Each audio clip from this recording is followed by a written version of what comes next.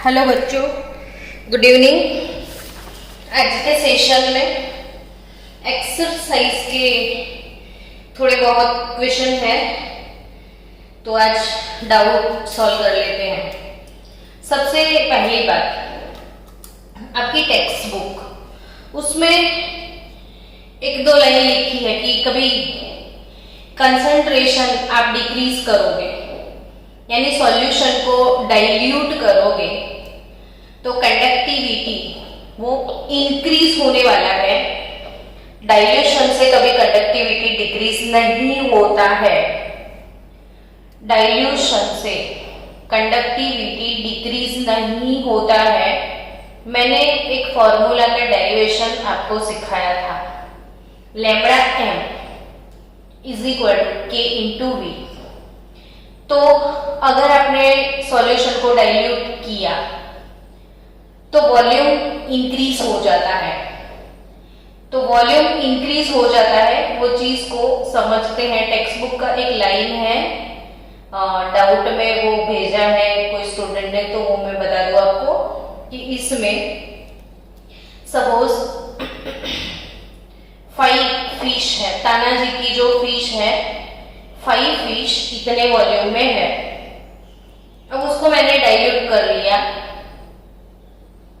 तो डाइल्यूट करने के बाद बड़ा सा वैसा लिया, तो ये जो वॉल्यूम है वो इंक्रीज हो गया। तो जो फिश थी ना इतने वॉल्यूम में थी, वो 5 फिश 5 ही रहेगी, लेकिन वो फैल जाएगी। 1 ये 2 3 कैंसिल हो गई, ये 1 2 3 4 और 5। अब आप यूनिट वॉल्यूम ले लो, इसका थोड़ा सा पार्ट। तो पहले इतने पार्ट में 5 फिशेस थी, अभी इतने पार्ट में एक ही फिश है, क्योंकि उसको बहुत सारा स्पेस मिल गया। तो जो per unit volume ions decrease होंगे, लेकिन टोटल जो है उतने ही होंगे। वॉल्यूम बढ़ेगा तो per unit volume number of ions decrease होंगे, यानी उनका स्पेस बढ़ गया है। तो स्ट्रॉन्ग इलेक्ट्रोलाइट में जितने आयंस है उतने ही रहेंगे, लेकिन अगर पहले जितने आयंस थोड़े से वॉल्यूम में थे अब वो फैल गए हैं, तो इतने वॉल्यूम में तो कम ही हो जाएंगे, सो कंडक्टिविटी इंक्रीज होगा। लेकिन अब एक चीज मैं बता दूं आपको कि lambda M molar conductivity by volume is equal to K, and K means specific conductivity। तो अब सीधी बात करें तो specific conductivity K proportional to 1/V। It means कि अगर हमने सॉल्यूशन को dilute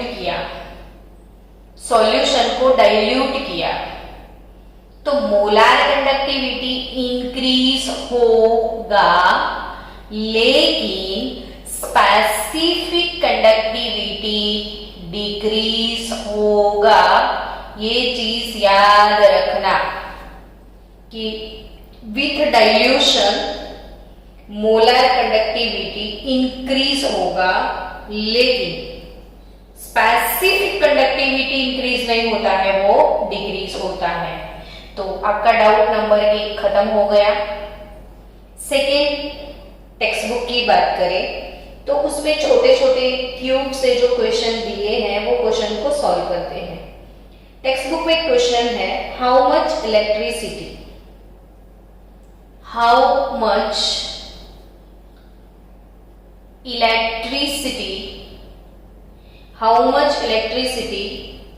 in terms of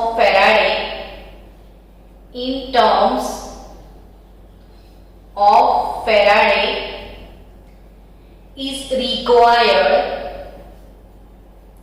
required to produce। ऐसा एक क्वेश्चन है एक्सरसाइज में। इसमें सबसे पहला क्वेश्चन है 20 gram of calcium, 20 gram of calcium from molten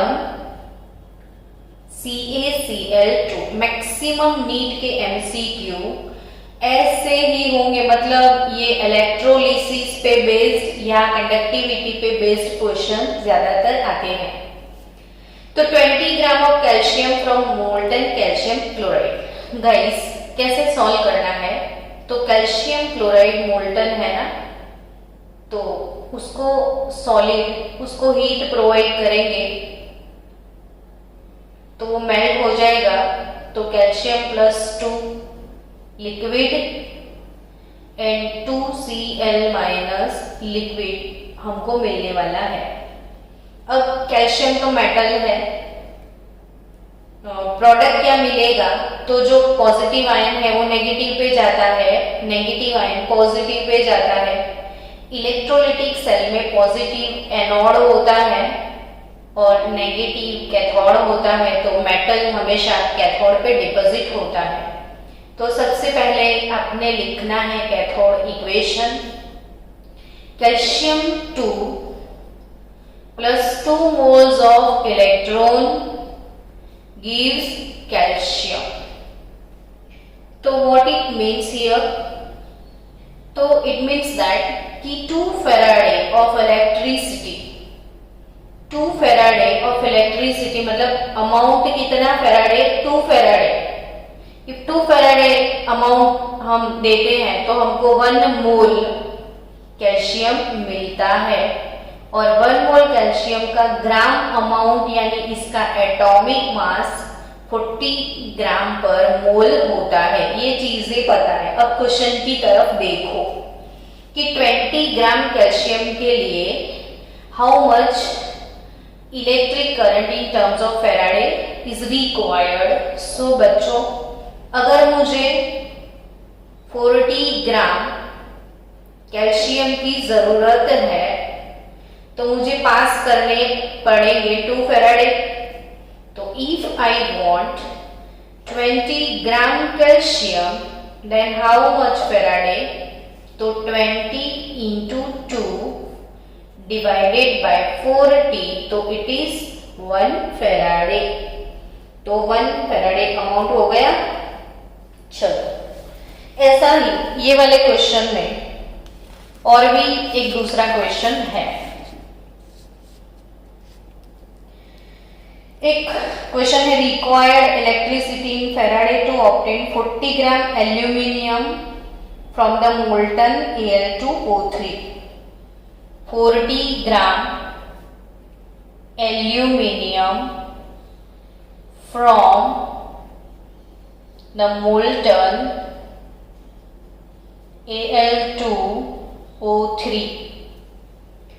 तो Al2O3 मोल्टन है, तो मोल्टन Al2O3 यानी कि उसको हीट प्रोवाइड करोगे तो आपको मिलने वाला है 2 मोल aluminium 3 liquid plus 3 moles of oxide ion liquid. Molten होता है तो लिक्विड होता है, पानी में डिसोल्व किया तो एक्वियस होगा।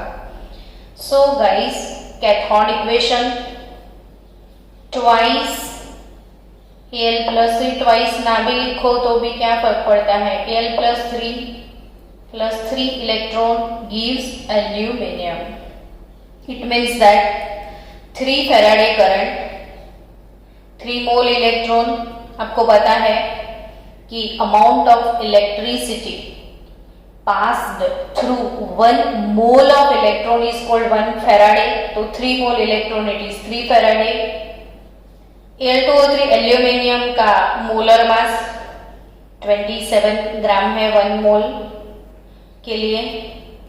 तो नाउ इजी गोइंग इक्वेशन की if we required, if 27 gram aluminium for deposition of 27 gram aluminium it required 3 farad of current।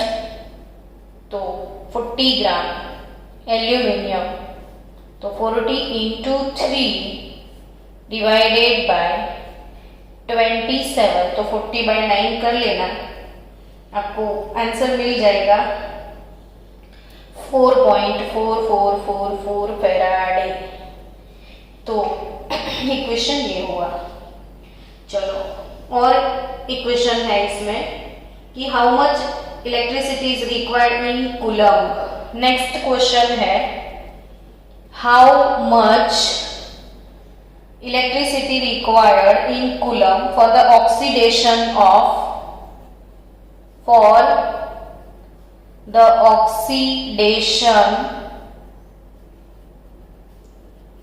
of 1 mole of H2O to O2, 1 mole of H2O to O2। तो इसकी calculation आपको कैसे करनी है, यानी H2O का electrolysis करोगे आप, तो electrolysis of H2O with platinum electrode or whatever the electrode, you will get product hydrogen gas 1 mole at cathode and half mole oxygen gas at anode। अब आपको क्वेश्चन में ऑक्सीडेशन की बात करी है, तो एनोड की बात है, ये मेटल की बात आती है तो वो कैथोड पे होता है, ऑक्सीडेशन एनोड पे होगा। तो वाटर इलेक्ट्रोलिसिस से ऑक्सीजन गैस वाला इक्वेशन आपको नहीं पता है तो क्वेश्चन सॉल्व नहीं कर पाओगे। तो anodic equation for oxidation of water वो पता होना चाहिए। तो वो इक्वेशन है 2H2O gives 4H plus 1 mole O2 gas plus 4 mole of electron। 2H2O liquid gives 4H plus aqueous plus O2 gas plus 4 Faraday current। Now 1 mole of H2O to O2, simply तो बात है 1 mole H2O की तो आ गई ना equation. तो if 1 mole O2 is generated then 4 Faraday electricity consumed here। So simply बात है for 1 mole O2 gas it requires 4 Faraday of current। तो आपका डायरेक्ट आंसर आ गया, answer is 4 Faraday। Now sorry 1 mole of H2O to O2, यहाँ पे मैंने गलत समझा क्वेश्चन को।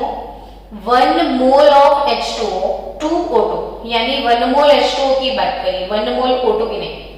तो ये 2 मोल के लिए है। सो 2 मोल H2O for oxidize required 4 Faraday of current। तो for 1 mole H2O, ये 2 मोल H2O के लिए है, 1 मोल H2O के लिए कितना करंट चाहिए, तो 2 Faraday, हाफ हो जाएगा। अब आपको तो कूलम में बोला था ना, तो 2 Faraday कूलम में कितना होता है, तो 2 into 1 Faraday यानी 96500 कूलम। तो योर आंसर इज 2 into 96500, तो 193,000 कूलम इलेक्ट्रिसिटी आपको चाहिए। ओके, इसमें और एक क्वेश्चन है, अच्छा उसको भी सॉल्व करते हैं कि calculation for required electricity for production of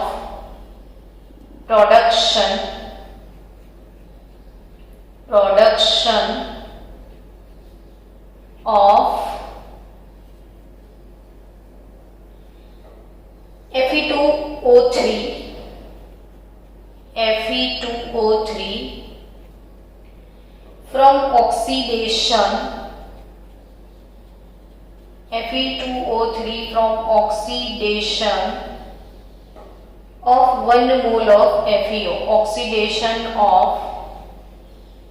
1 mole of FeO।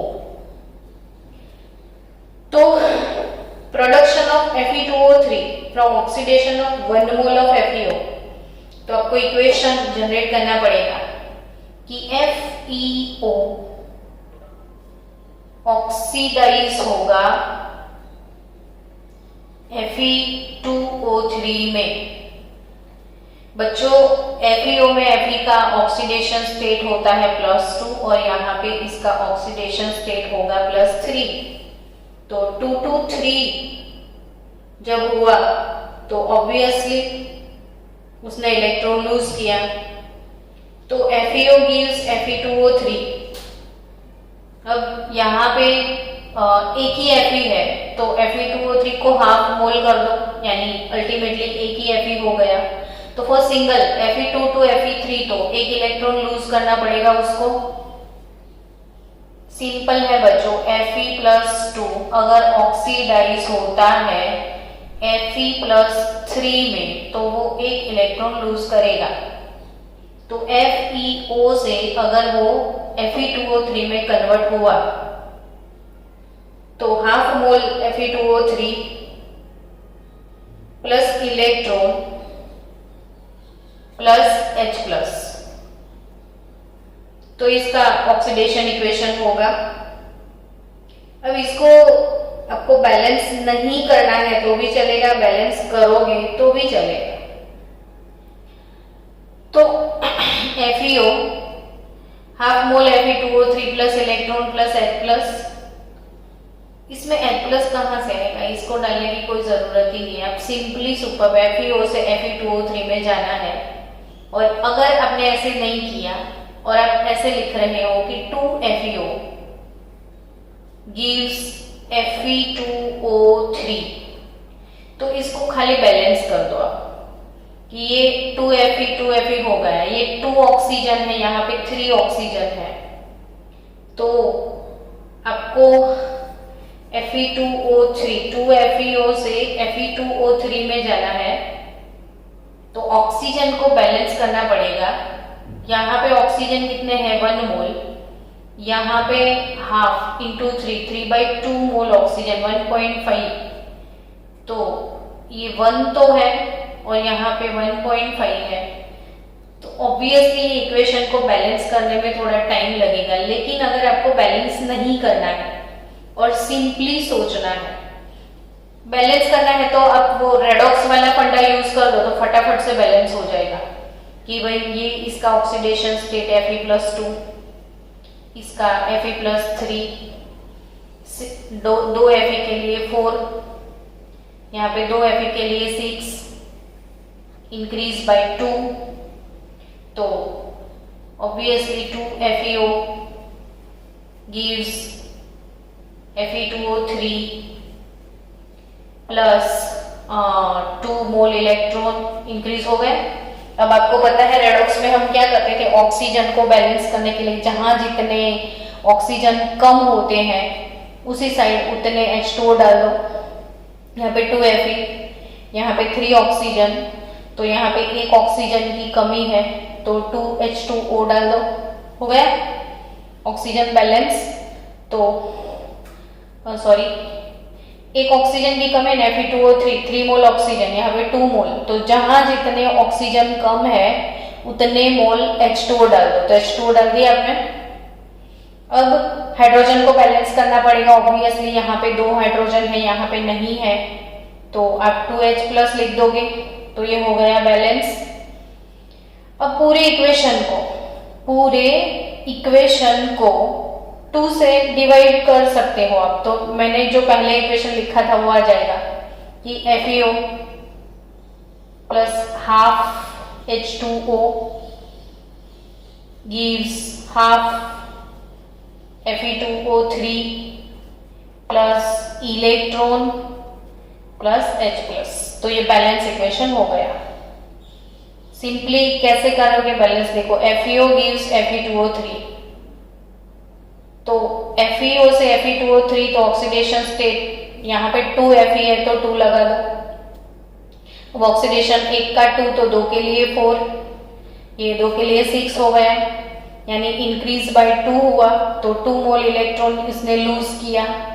अब ऑक्सीजन बैलेंस नहीं होता है तो जहां जितने ऑक्सीजन कम है उतने H2O डाल दो।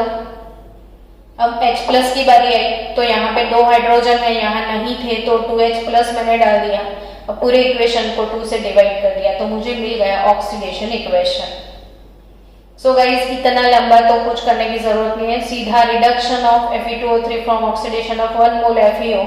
तो 1 मोल FeO से आपको Fe2O3 मिला तो कितने फैराडे करंट की रिक्वायरमेंट है, तो 1 फैराडे, तो कूलम में कितना, तो 96500। ये क्वेश्चन बहुत अच्छा है एक्सरसाइज का, तो इसको कैसे मैंने बैलेंस किया वो सीख लेना आप। फिर कोई क्वेश्चन है टेक्स्ट बुक में जो आपको डाउट है, 1 मिनट रुको।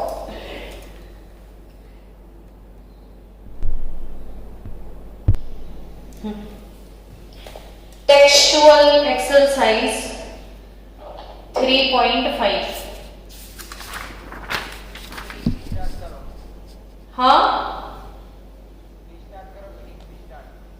एक मिनट, वो एक्सरसाइज कराओ છો તમે। चलो 6:40 अब मीटिंग एंड होगा। कोई नोटिफिकेशन आया था अमन? કેટલી વારમાં આવ્યો તો?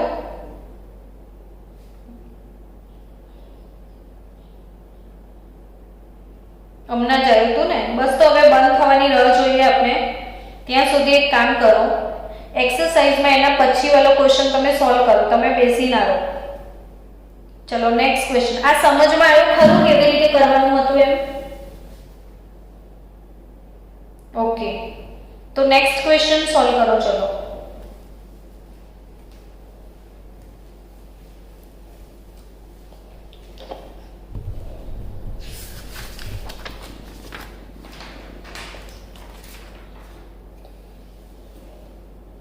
नेक्स्ट क्वेश्चन है Fe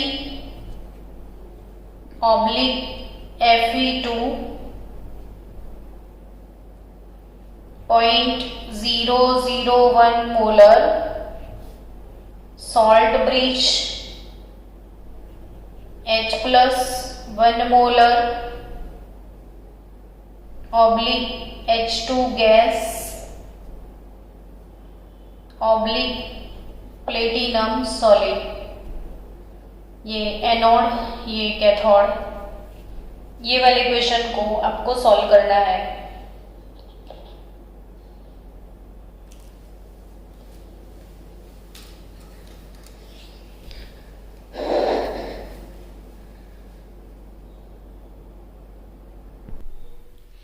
Fe gives Fe2.001 molar, then H plus H2 platinum.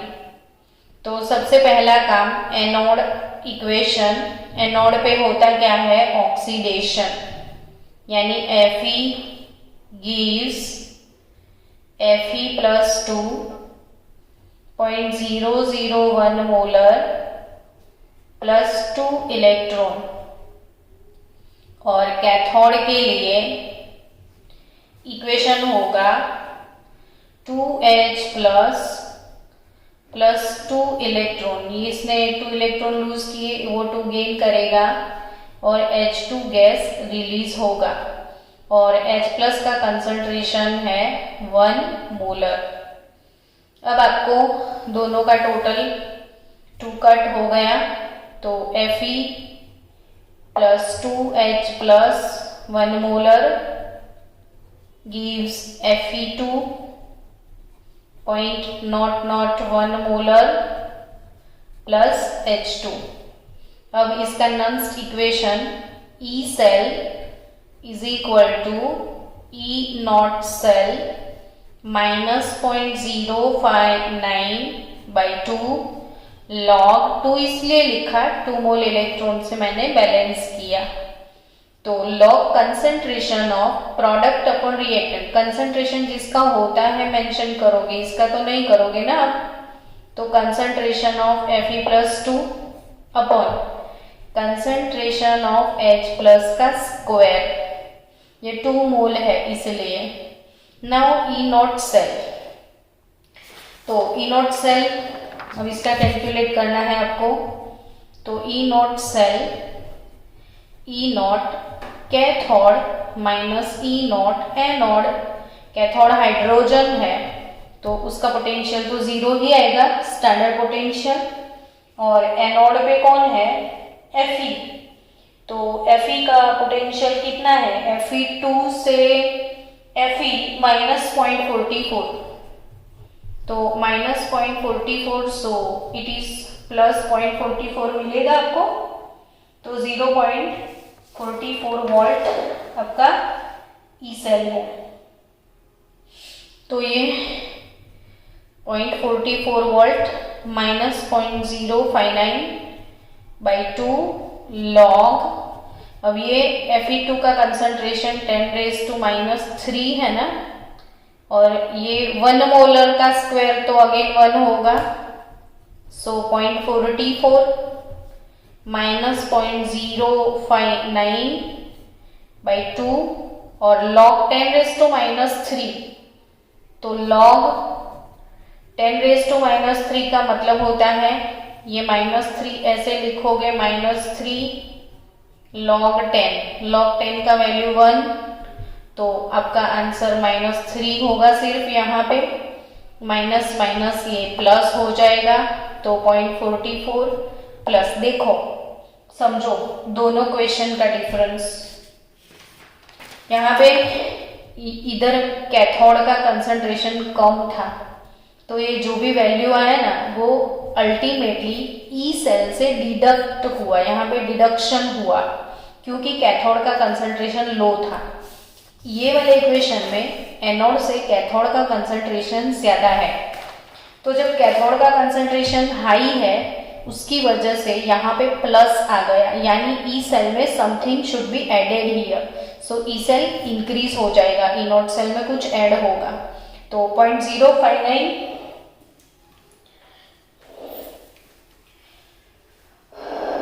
Bye 2 यानी 0.0295 इंटू 3 करोगे तो 0.088 मिलेगा शायद आपको, तो 0.08865 और इसका एडिशन आप कर लोगे तो आपका आंसर आ जाएगा 0.52865।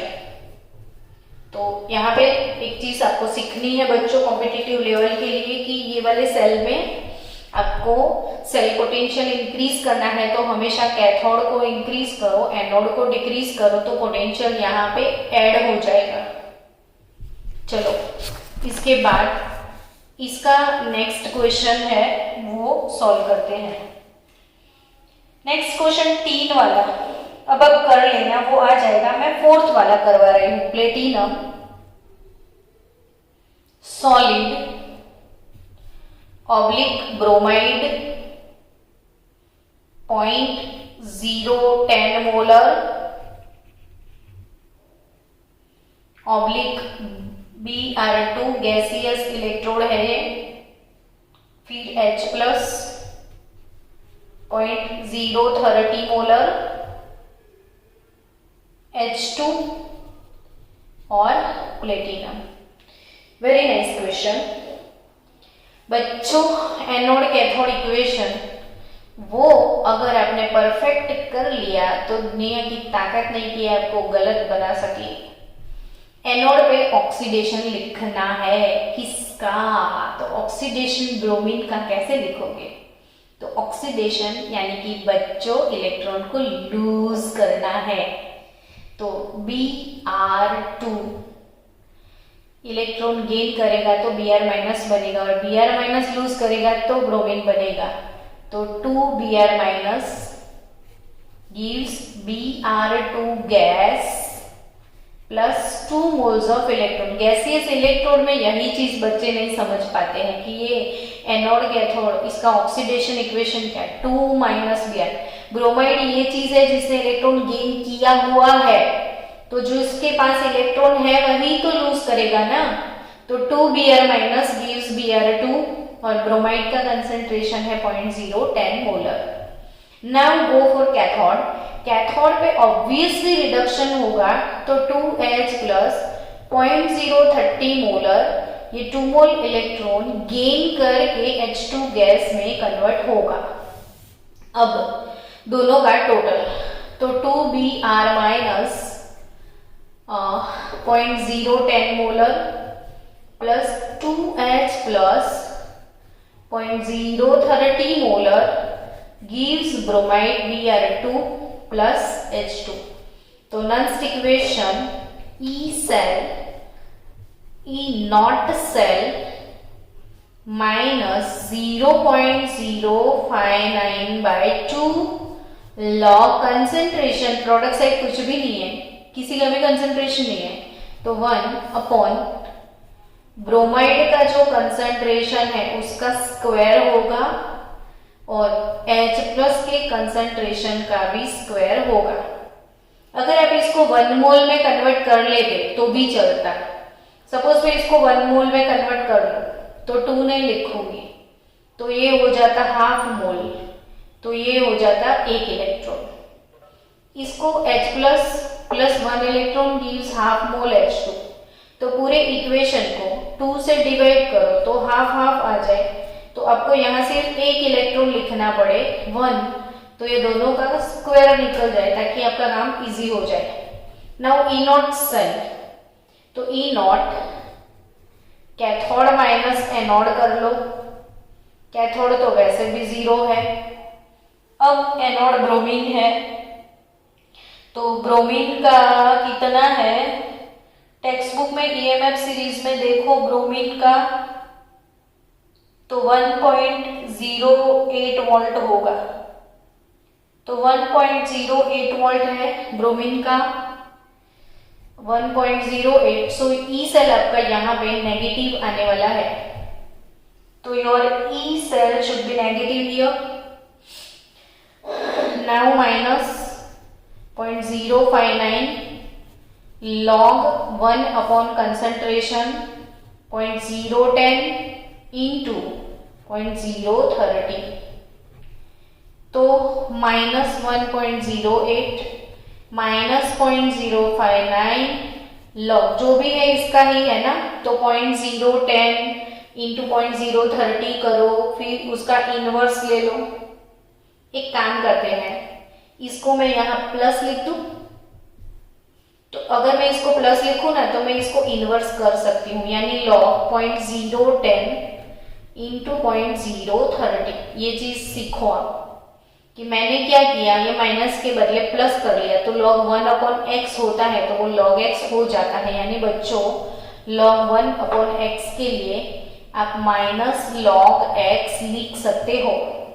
क्या, क्यों मैंने ये चीज किया, तो मुझे इसका इनवर्स ना करना पड़े, सीधा मैं दोनों को मल्टीप्लाई करके लॉग निकल सकूं, इसलिए तो अब इसका लॉग निकालो आप, 0.010 इंटू 0.030 करके उसका लॉग निकालो।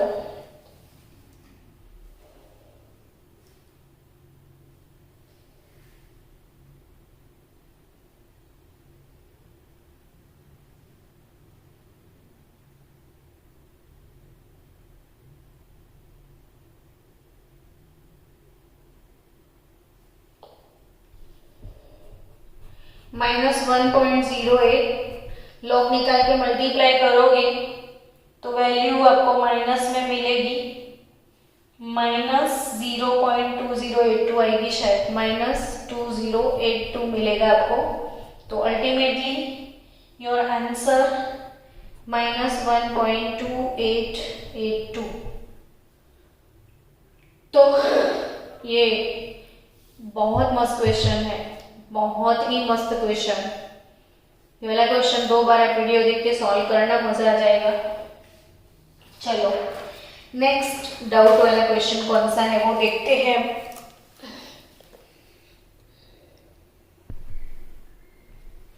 नेक्स्ट एक्सरसाइज का जो क्वेश्चन है 3.17, तो 3.17 नंबर का जो क्वेश्चन है उसको सॉल्व किया जाए। तो 3.17 में है क्या क्वेश्चन कि using the standard electrode potential using standard electrode potential given in table, मतलब जो भी टेक्स्ट बुक के टेबल में है, predict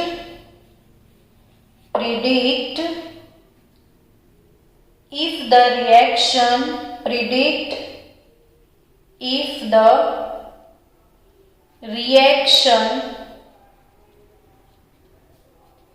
between the following is feasible or not। तो इक्वेशन फिजिबल है कि नहीं उसको प्रिडिक्ट करना है।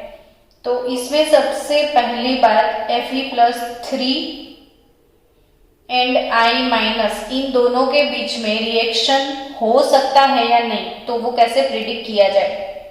अब सबको पता है कि Fe के पास सिर्फ 2 वैलेंसी होती है, Fe2 और Fe3। आपने Fe4 कभी भी सुना नहीं है, यानी Fe2 से Fe3 में जा सकता है तो वो ऑक्सीडेशन, और Fe3 Fe2 में आ सकता है तो वो रिडक्शन। तो यहाँ पे Fe3 है तो ऑब्वियसली इसका ऑक्सीडेशन होने का कोई चांस नहीं। ऑक्सीडेशन होता क्या है, तो ऑक्सीडेशन स्टेट इंक्रीज होना, यानी ऑक्सीडेशन 2 से 3 तो वो ऑक्सीडेशन, 3 से 2 तो वो रिडक्शन। तो ऑब्वियसली इसका रिडक्शन ही होगा। अब I- उसके पास इलेक्ट्रॉन है तो वो लूज करके ऑक्सीडाइज हो सकता है। तो अब दोनों का जो जिसका ऑक्सीडेशन होता है वो एनोड बनेगा, जिसका रिडक्शन होता है वो कैथोड बनेगा। तो let's see anode cathode equation लिखो। अब तो एनोड इक्वेशन ऑक्सीडेशन वाला, एनोड पे ऑक्सीडेशन होता है तो I- gives half mole I2 plus electron. Obviously बच्चों I- इलेक्ट्रॉन लूज करेगा क्योंकि ऑलरेडी उसने गेन किया है। I- उसके मिनिमम ऑक्सीडेशन स्टेट में है। अब -1 से -2 तो पॉसिबल ही नहीं है। हाँ, इसका इंक्रीज हो सकता है, अब इसका डिक्रीज कभी नहीं हो सकता -1 से। और Fe3 तो कैथोड इक्वेशन बन जाएगा ये। तो Fe3 एक इलेक्ट्रॉन गेन कर लेगा, Fe2 बन गया। चलो ये 2 रिएक्शन तो हो गए। अब आपको ये सोचना है कि इसका E सेल जो है, E0 सेल, अगर किसी का E0 सेल हमेशा ग्रेटर देन 0 होगा तो delta G is equal to, आपको पता है, -NF सेल होता है। अगर आपका E0 सेल पॉजिटिव तो डेल्टा G नेगेटिव, और डेल्टा G नेगेटिव तो reaction will be spontaneous. Done. तो ये स्पॉन्टेनियस रिएक्शन है कि नहीं वही प्रिडिक्ट करना है। तो हमेशा याद रखो कि E0 सेल ग्रेटर देन 0 आना चाहिए। तो E0 सेल कैसे निकालोगे, तो E0 cathode minus E0 anode. आपका कैथोड यहाँ पे Fe3 है और एनोड आयोडीन है। तो Fe3 का पोटेंशियल टेबल में देखो तो E0 Fe3/Fe2 वो टेबल में कितना है वो देखो। तो Fe3/Fe2 का वैल्यू है 0.77 और E0 I2/I- तो वो है 0.540 वोल्ट। तो दोनों का पोटेंशियल का आंसर आएगा 0.23 वोल्ट, यानी आंसर आपका पॉजिटिव है। तो obviously this reaction is feasible. तो ये वाला रिएक्शन फिजिबल है कि नहीं, तो ये इस तरीके से आप उसको सॉल्व कर सकते हो। सेकंड इक्वेशन, अब ऐसा करो बच्चों, बाकी वाले जितने भी हैं आपको मैं ट्राई करने के लिए देने वाली हूं।